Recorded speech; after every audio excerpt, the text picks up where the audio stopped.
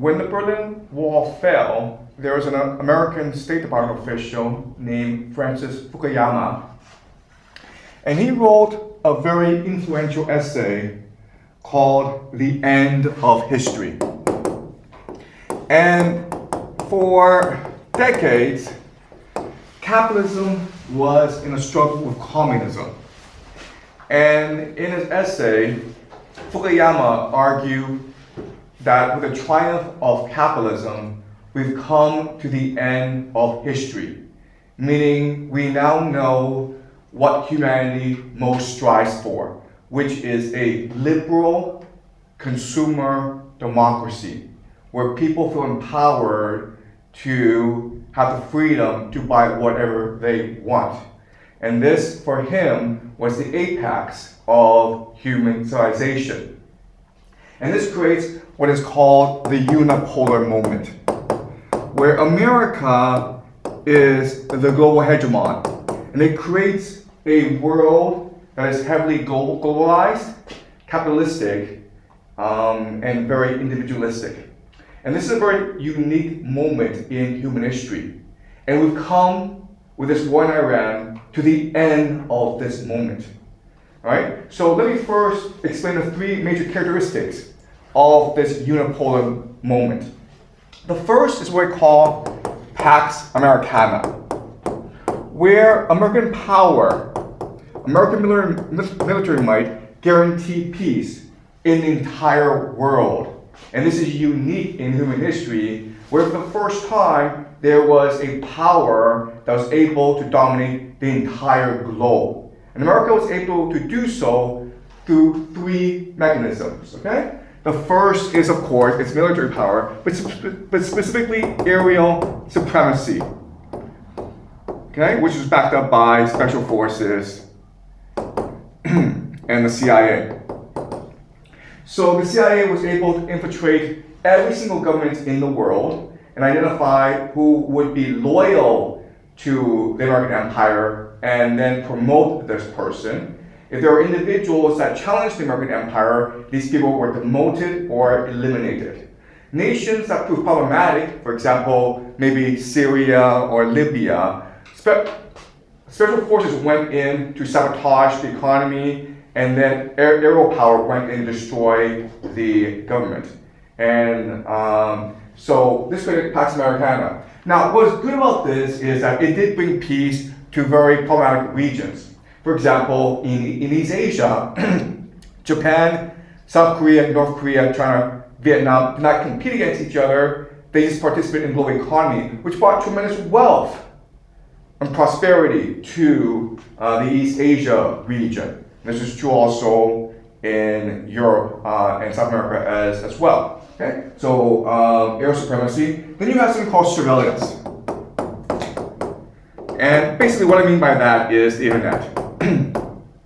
So believe it or not, but the internet was created not to actually help you communicate and to watch pornography. It was actually to have a mass surveillance system over the entire human population, so that the Pentagon, the military, knew exactly the vibe or the culture, the attitudes, the emotions of each region. And through social media, through mechanisms such as Facebook and Twitter, they were able to manipulate certain emotions. Okay? So the second mechanism is mass surveillance through the popularization of the internet. And the third is something called a rules-based international order. Okay, and what this means is American power hid behind multilateral organizations such as the United Nations, such as the World Bank, such as the World Trade Organization. And so people didn't notice that the American empire was dominating everything. They believed that the world was fair and just, and through logic and reason and debate, they could present their case.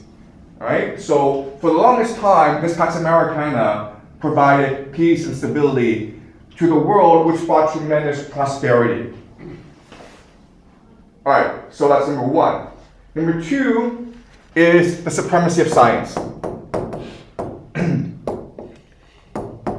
So for most of human history, people were religious. They believed in gods. But with the rise of Pax Americana, science became the dominant religion of the whole world. All right, so the classic example is COVID. COVID was raging across the world, and then they introduced vaccines. Now, I teach critical thinking skills. So when I first heard about vaccines, I was a bit skeptical. I said to my friends who are Chinese and American, I said, vaccines used to take about 10 years to develop. And that's when the virus is stable and have been around for centuries. But this COVID is constantly mutating, and they haven't have done enough trial research. So is it really safe to take these vaccines? And whether they were Chinese or American, their response was the same, which is, how dare you question science? You are a peasant. Have you gone to school? Have you no culture? Can you not think? Okay? And this shows you how science has become the new religion of the world. And if you think about it, the scientists that run the world, they're actually transnational priests. Okay? And science is an international brotherhood where if you're a scientist in China, you're not actually loyal to China, you're actually loyal to the international order of science, because that's how you get promoted, right? You get published in Nature or Science. If you win an award, like the Nobel Prize, that's how you get rewarded, okay? So you're better off being loyal to the brotherhood of science rather than your own nation state. And of course, it is the American Empire that controls science. And the third unique aspect of the unipolar movement is, of course, the universality of the US dollar. And it's incredible to think about where just a piece of paper, you think it's gold, you think there's value in it. And not just you, but everyone around you. So that if you take your US dollars, you can go anywhere in the world and buy yourself a villa, or enjoy a nice vacation, or fly around. But not only that, but you aspire in life to accumulate as much US dollars as possible, right? Is there really a difference between $100 million and $100 billion? There's actually no difference. You can't spend it. But you want to achieve as much as possible, and as a result, you focus your entire life on accumulating as much as possible. Okay? So these are the three main pillars of the unipolar movement. And again, in the beginning, which was maybe the early 90s, this led to tremendous peace and prosperity throughout the world. The problem, though, is that over time, these three pillars started to decay, right? So, Pax Americana started to itself ignore the rules-based international order, which itself created, right? So America started to bomb countries such as Libya and Syria without international approval. Most recently, it went to attack Iran without even asking for the opinion of the world, without even caring what the world thought, okay? So this leads to the idea of hubris. Maybe the first generation appreciates the importance of collaboration, of consensus. But the second generation, the children, are arrogant. They have hubris. They want to enjoy their power. Okay? So that's problem number one. Supremacy of science, religion, basically it becomes a religion in itself, orthodoxy. So that science does not become the main engine of innovation in the world, it becomes the main engine of orthodoxy or suppression. And that's why for the past 20, 30 years, we've seen very little in terms of technological innovation.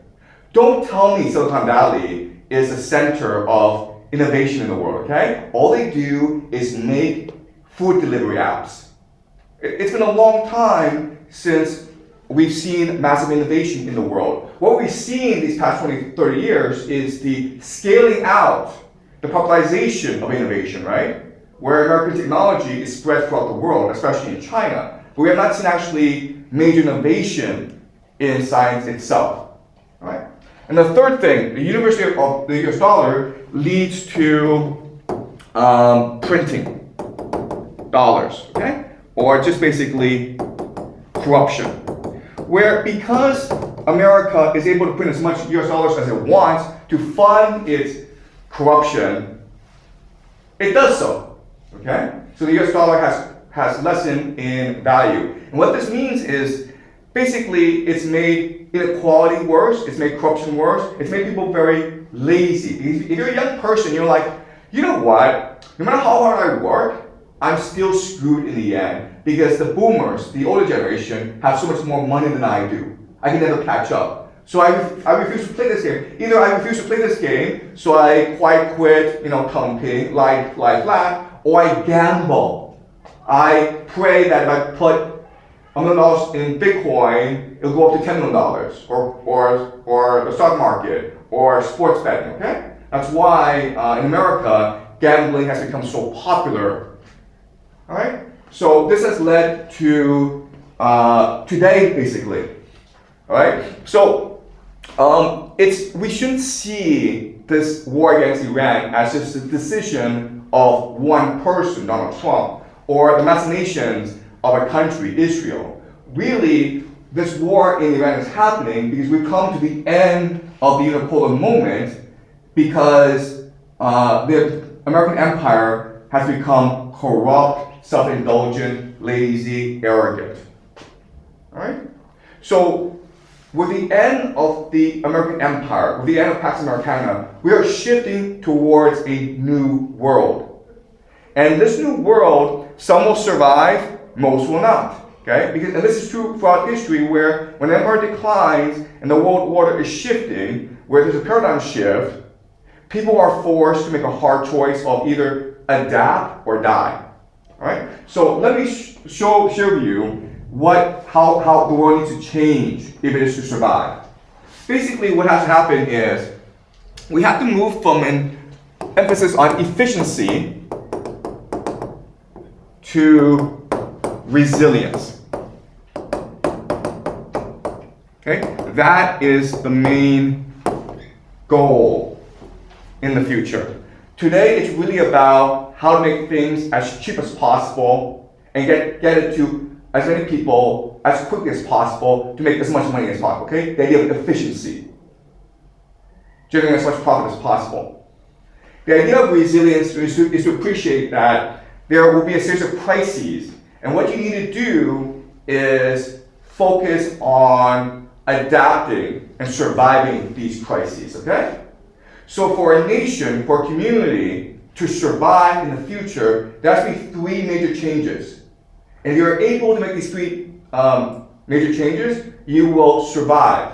If you do not make these changes, you will be eliminated, okay? It will be survival of the fittest. All right, so the first thing you need to do is move from materialism to spirituality. Right now, the entire world, these nation states, have convinced the population what matters is your material well-being. If you are driving a car, if you have a house, if you have enough food to eat, then you should shut up and obey because we're doing a good job. Okay? But in the future, governments can't do that because there are not enough resources to go around. Therefore, the government has to make you believe that what matters is your happiness, your well-being, your spirituality. And that usually means a renewed focus on religion. Okay? That's the first thing. Second thing is to move from a system of individuality to community and family. Alright, and what this means is, today what you're taught in school, what you're taught in society is, what matters is you, me, okay? The ego. If it's doing well for me, it's good. I don't actually care about other people. In the future, you have to focus on building a community, on helping others. Okay? And the last major shift is from the old to the young. Okay, and this is very simple, and this is actually the hardest thing to do, which is like today, most countries, especially the wealthy Western industrial nations, are controlled by the baby boomers, the elderly, the gerontocracy. They have all the money, they have all the power, but for society to thrive in the future, this power needs to shift to a younger generation, ideally maybe in the 30s, okay? The younger the better. And you think this is easy to do, it's not.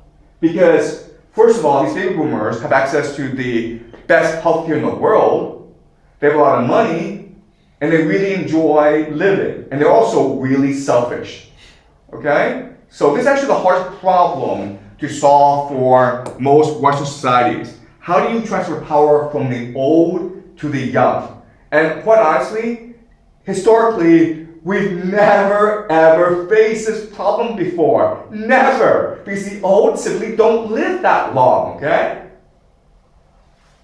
Now, baby boomers are living to at least 100 years old.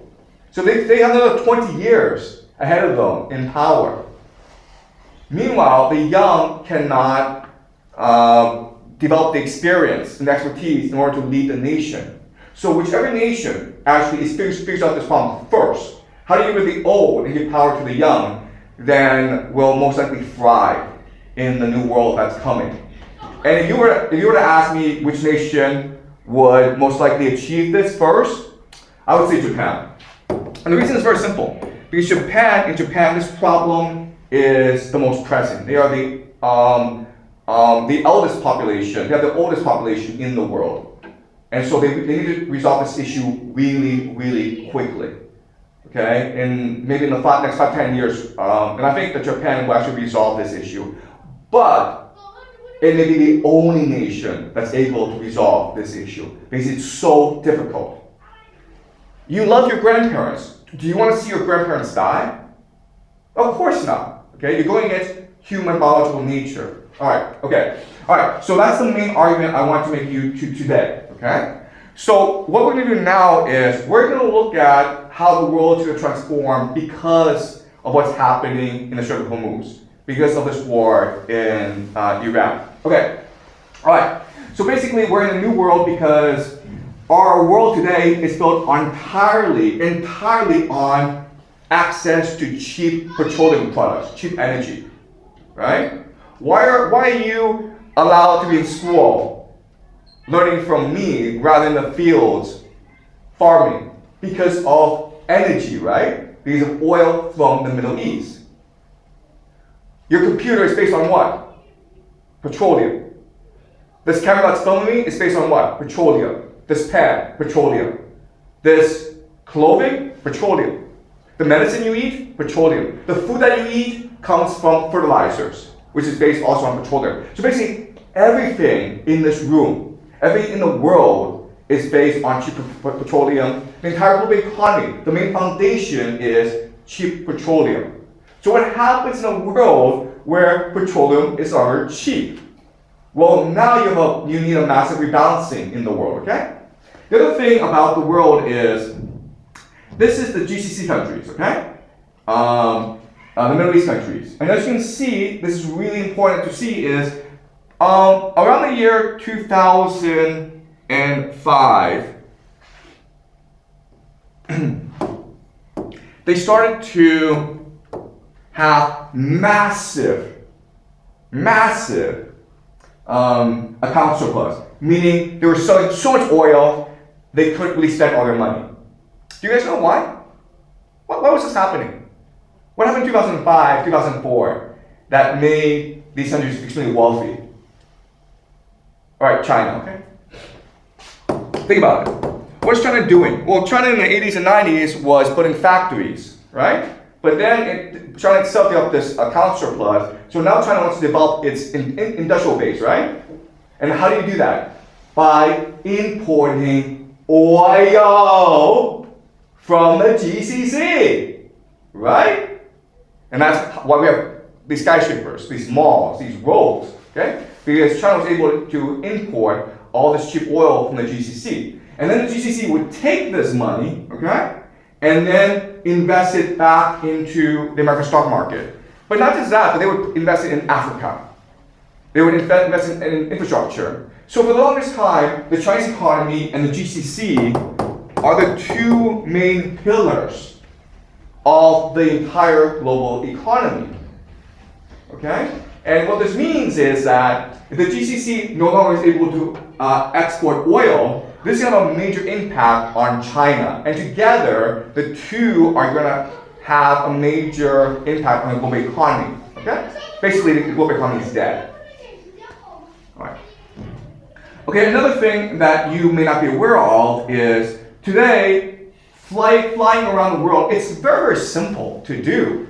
You get if you want it, what we can do now is get our mobiles out, go to the website, and look at where we're going to fly to, and then book that flight for tonight. Pay using a credit card, take a taxi to the airport, get on a flight, and we're there the next morning. That's really, really impressive. Guess what, guys? You couldn't do this 20 years ago. Okay? The technology was around, but it was not widely available. Now look at this, where the entire world is interconnected. Okay? This is a pretty stark chart where in 1950, it was considered a tremendous luxury to fly. You had to be a millionaire, basically, to want to fly for vacation. Okay? Everyone else just drove their car. Now, it's like anyone can drive. And again, this happened just in the past, basically, 30, 40 years. And this, of course, is because of Pax Americana, where Pax Americana will guarantee there's no conflict in the world, and therefore, planes can just fly around. Otherwise, you'd be shut down. Okay? All right. Well, this world is coming to an end. In the future, flights will be very expensive, and vacations will be unaffordable. Okay? All right. This is the internet, guys. Yeah, you don't know this. You think that the internet is just that you go on the computer and then boom, the internet is there. No, actually, the internet is undersea cables that connect the entire world. And unfortunately, there's a war going on right here, guys. And unfortunately, it's really easy for Iran to cut off the undersea cables, which would lead to internet disruption for maybe 20-30% of the world. Okay? Northern Africa, India, the Middle East, maybe parts of Europe will lose internet access. You think, okay, well that's fine. They just won't watch Netflix anymore. No, guys, okay? The entire global economy is based off the cloud. So if you want to bank, if you want basically finance, okay? So this is going to have a huge impact in the world. And this can happen anytime, where for the reason there's a war going on in the Strait of Hormuz, some cables get cut off, and then suddenly you've lost internet access. And this would basically cause major disruptions throughout the world. All right. Okay. So one thing that you notice about this world is the sheer amount of population growth, where after World War II, because of Pax Americana, you see a massive boom in population. And unfortunately, this is not sustainable. It is not possible for the planet to sustain 8 billion people, many of whom want to fly around the world every twice a year, who want to drive an SUV, who want to have food, who want to have avocados every single day. They want to have like cherries every single day. Okay, so this population growth is not sustainable. And basically, what happens is this: when you are too off balance, when there's a correction, the correction is pretty extreme, okay? So this chart by itself, the fact that we have so many people means like if there's a crisis, the population will see a massive shrinkage, okay? You're like, okay, how? And the answer is food scarcity. Food is today pretty common, but food is based on global trade, okay? So let me show you what I mean by this. All right, so the yellow, okay, are places that need fertilizer to grow food, meaning their land is not good for farming, so they need fertilizer to grow food. They also have a large population. As you can see, a lot of this is based in Africa and maybe Central Asia and parts of South America. Ammonia is a chemical produced from oil, petroleum, that is fundamental for fertilizers. And as you can see, this is mainly in the north of the world. And what allows for 8 billion people is the fact that the north is able to export fertilizer to the south. And that's it, guys. You understand? If this were to stop for whatever reason, people in the south would be in a lot of trouble. All right? So as you can see, this trade in fertilizer is what sustains a global population of 8 billion people. Again, if there's a disruption to this trade, the people in the south are in a lot of trouble. All right. So, if you're in the green, you're okay? But if you are in the red, you are in a lot of trouble, okay? You are in a lot of trouble if you are in the red. But honestly, if you are not in the green, you could still be in a lot of trouble because again, what we're looking for is resilience. The idea of efficiency is, let's imagine the best case scenario and try to make as much money out of it as possible, okay? The idea of resilience is, let's imagine the worst case scenario and see if you can survive it. Basically, if you have food security issues, you are facing a massive problem, okay? Because again, we're imagining the worst case scenario. And again, I hate to say this, but if you're not in the green, you should be worrying right now, okay? And where's China? Not in the green, guys, okay?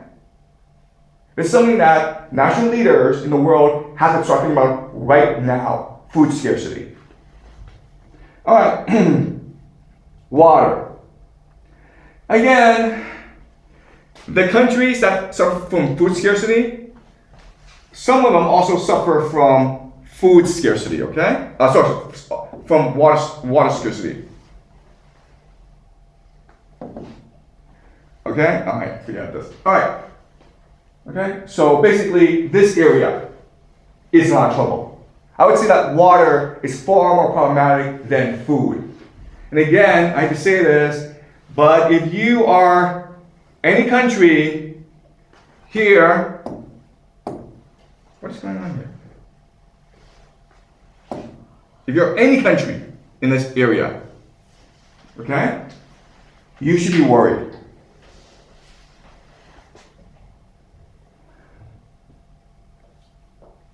Freedom is a very important issue because freedom is actually important for resilience issues, okay? And what this means is that when there's a crisis, leaders and the population need to collectively make sacrifices. But when there's very little freedom, meaning there's very little transparency and accountability, where the public don't have access to the leadership, then the leadership could possibly make selfish, self-defeating decisions. And the public is not involved, and therefore the public refuses to make the sacrifices necessary in order to make the nation survive, okay? And so this leads to conflict around the world. And again, countries that suffer the most from food issues and water issues also are most likely to come into conflict with other people. Okay? So this is a map of nations at war. The red means that they are at war, okay? And you can see Africa and the Middle East is especially under a lot of conflict, a lot of stress. while at the same time they're suffering from food scarcity and water issues. Right? So what you will see, another issue I want to bring up is the idea of megacities. And the idea of megacities is any cities that have over 10 million people. And you think, wow, like spaces are amazing because you have like shopping malls and you have like skyscrapers. That's great. No, guys. Megacities are really bad. Okay? Megacities should not exist. They exist because of globalization. Because what megacities do is they're able to bring in a lot of people, have them specialize in a particular area, make it industrial, and then export it to the rest of the world. Okay? And where are most megacities located? Well, they're located in India and in China. This is a problem because India and China both suffer from food and water issues. If you are to be resilient, you actually want most of your population not in cities, but in the countryside growing food. Because first of all, they are self-sufficient. Second of all, you will have a food supply. Unfortunately, right now, China imports a quarter of its food. And also remember, food also requires energy to grow, right? So China imports 75% of its oil. This brings up the question of how resilient is China? Okay, but not just China, but also any big country with a megacity or too many megacities, India specifically, will face problems in the future. Again, if you're a national leader, you should be worried right now, okay? All right. So, with this war and with disruptions to global trade, we should expect massive instability in nations that are not very resilient, okay? That have very little freedom, that have food issues, and which have water issues, okay? And so you would see revolutions, you would see wars, you would see famines, which leads to what? Which leads to massive migration, okay? And so these are trends, these are migration trends that we're already seeing where people from Africa, Middle East are moving to Europe, and people from South America and Latin America are moving to the United States, okay? And we should expect these trends to not only continue, but to accelerate by maybe 100 times, okay? And you think to yourself, okay, well, what Europe and North America can do is just build walls, right? They should right now build a wall because you're gonna see a massive influx of refugees due to food and water issues. And unfortunately, Europe and North America have a huge problem. And the problem, of course, is aging, okay? So in 2020, the countries in purple are countries that have a significant elderly population. And this is 2050, where the entire Northern Hemisphere will have a significant elderly population. So the North, the industrial economies are aging very rapidly, which means their only option is to bring in cheap, desperate workers from the South who are fleeing conflict zones in order to run their economies, right? The problem of this, of course, is that this will lead to cultural conflict where the local populations, native populations, will feel they're being replaced by these refugees and these immigrants. And this will probably lead to still conflict within North America and within Europe. Okay? And unfortunately, there's really no way around this issue because the elderly are in control and they want people to mow their lawns. They want people to nurse them. They want people to deliver food to them. And unfortunately, young people don't have to do that because their parents have money. Okay? So the only way around this issue is by importing cheap immigrant labor. right? Okay. With the end of Pax Americana, what you will see emerge is regional trading blocks. Basically the idea of mercantilism, okay? Mercantilism. And for most of human history, this was what we did, where there was no one power that controlled the entire world. What happened was that maybe you had a local hegemon which guaranteed trade among its allies, okay? And you didn't trade with other people, you only traded within your regional trading bloc. And that's the world we're heading back towards, okay? So this is a map of the 16th century, 17th century, where, you have these mercantile empires, like the British, the Portuguese, the French, the Spanish, and they had their own trade networks. And they refused to work with each other, but the system worked fine, okay? It was more expensive, it was not so convenient, but it still works. So this does not mean the end of global trade, it just means much more limited global trade, right? Another thing that you will notice about the Asian economies is slaves were a very important part of the trade. And the reason why is this. You need energy to run your society. Today we use oil. Back then they used human beings. Right? You can no longer have access to cheap oil. What you do is you enslave people. And that's the way historically we've done things. Alright? Okay. So the last thing I want to talk about is religion. Because remember, the idea of resilience is you need people to focus more on spirituality and less on materialism. Because if they focus on materialism, their lives are getting worse and worse. Okay, so you need to cause a national spiritual rejuvenation in your country. And if you are in the gray, you might have issues, okay? Why? Because your people are not religious and too materialistic.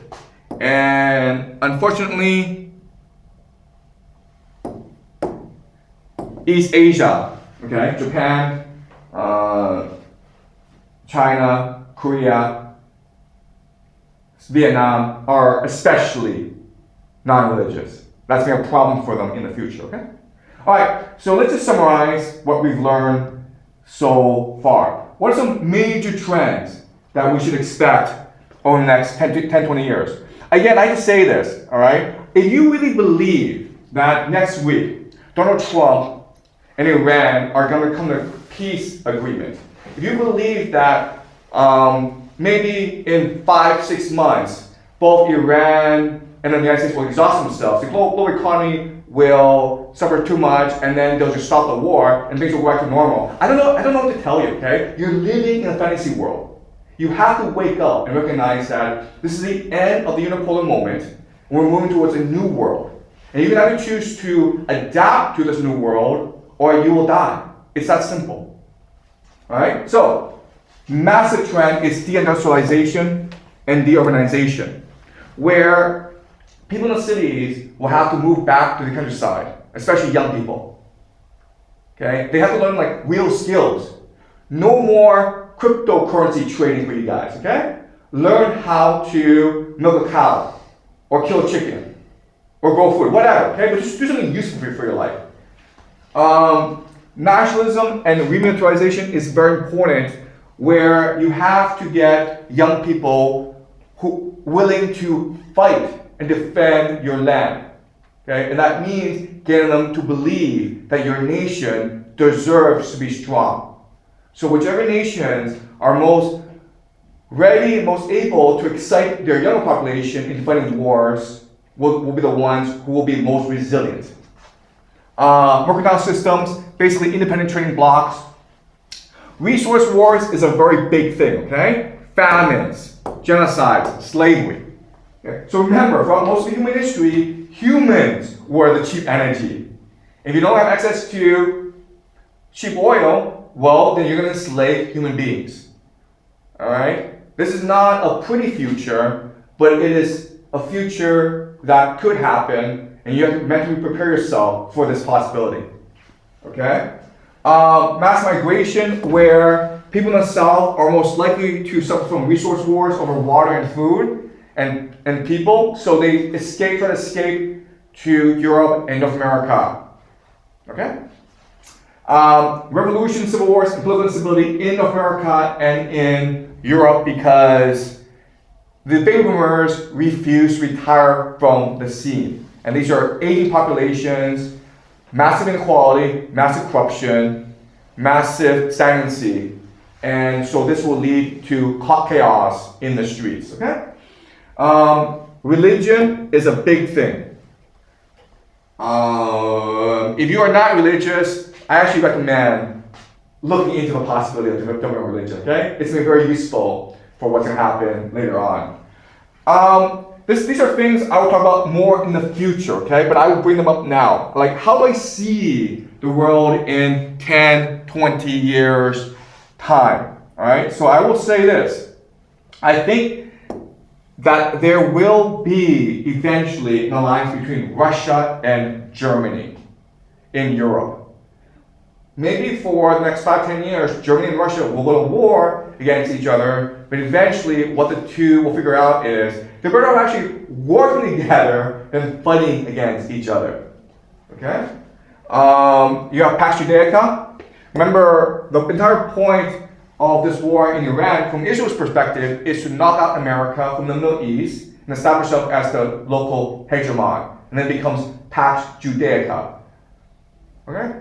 So I think Israel will come to dominate the Middle East. But then you're like, what about Iran? Okay, and like, I know this is hard to understand, but if the United States were to lead the scene and Israel and Iran had to go to war against each other, what would happen is they would say, why?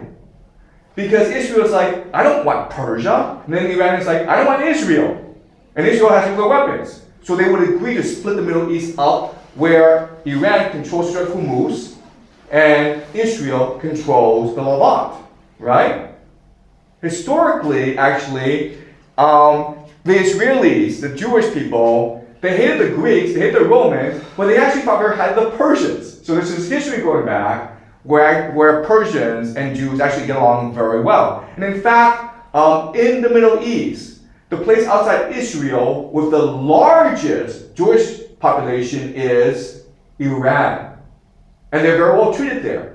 Okay, so I don't see why, if America were to lead the scene, why couldn't Israel and Iran come to a mutually satisfactory agreement that benefits both nations? Right?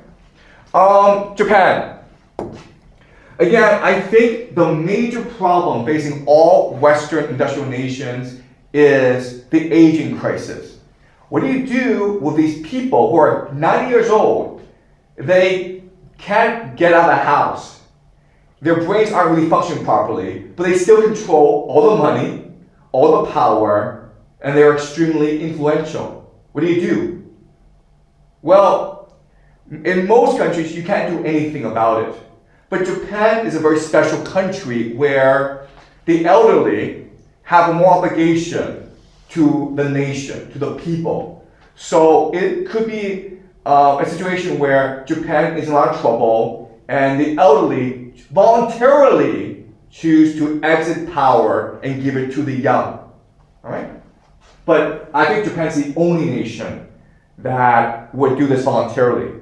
Every other nation, basically there has to be wars in order for the young to arise to power.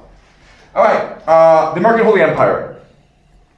The nation that is most capable of surviving the next few decades of tribulation, of crisis, is America. Why? Because America is so incredibly wealthy, okay? It's protected by 2 oceans.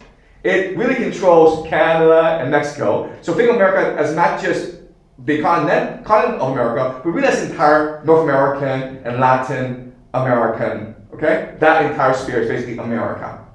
So it has unlimited resources, it has unlimited population. And also the Americans are the most creative, the most entrepreneurial, the most energetic people in the world. So I would bet against America, all right? But what I think will happen is that America will need a new identity in order to survive the age of tribulation. They will go from Pax Americana, which is a secular, global idea, to one that is much more nationalistic, that is more focused on community and nation. That means embracing Christianity. Okay, and I think that Christianity will be the force that rebuilds America after the many crises America will face over the next few years. The last thing that will happen is techno-Marxism, okay? Where nations that have the resources want to institute an AI surveillance state to better marshal the limited resources, to basically to better control its people. Okay? And this is something we'll talk about later on, okay? But basically, you will have this sharp division of people into different classes, where at the very top you have freedom, but people at the very bottom become slaves or serfs, right? Okay, so that is it for trends that I see in the future. Again, I can say this, but you have to give the illusion that this war will end soon, and that once this war ends, then we'll go back to the things before this war, okay? No, the world has completely changed. We're not going back to the old world. We're going to a new world. And what this new world will look like is something that we can choose to control. Okay? All right, any questions? All right.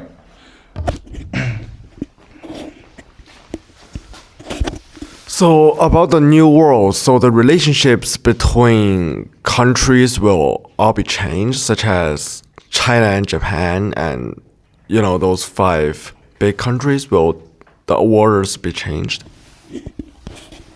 Okay. All right. So the best way to understand the geopolitical situation is that it's constantly in flux. It's constantly dynamic. Okay. Meaning you cannot easily divide nation states into enemies anymore. Their alliances will constantly shift over time. And the nation state system will also break apart into much more resilient communities. It's possible that nation states become a series of city-states. Okay? So basically think about the world in maybe the 1930s. Or maybe even China during the War in States period, okay? Basically, I can't tell you that we'll go to a new world and then this is what it will look like. No, it will constantly change over time, okay? Alliance will constantly shift over time. It's possible that in the beginning, in East Asia, maybe Vietnam, Japan, South Korea, the United States, Russia combine to contain China because they see China as the hegemon. But then they're like, wait a minute here, Japan's rising in power, so let's combine against Japan. Okay? It's a dynamic situation. But basically, what you have to understand is that everything that you've been taught in school, everything that you understand about the world, everything you believe to be true about the world will change. And so you have to open your mind and be ready for constant political flux. Okay, does that make sense? All right, any more questions, guys? All right, so now that we've looked at the world ahead for the next 10, 20, 50 years, who knows how long, what I want to do next class is examine how this war between the United States and Iran will eventually end.